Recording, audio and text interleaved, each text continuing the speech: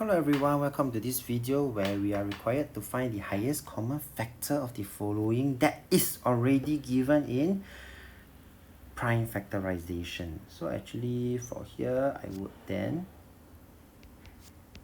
list them out vertically.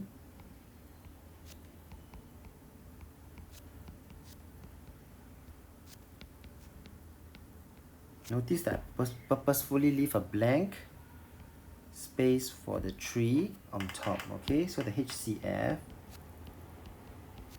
in this case, we always compare the common factors that have the lowest power. So 2 power 2 and 2 power 3, I will choose 2 power 2, 3 power 4 and nothing, no common, 5 and 7.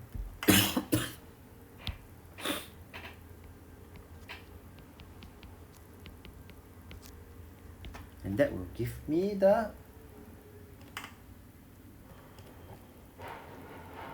highest common factor. We have come to the end of this video. If you like this video, do give it a thumbs up. And thank you for watching. Have a nice day.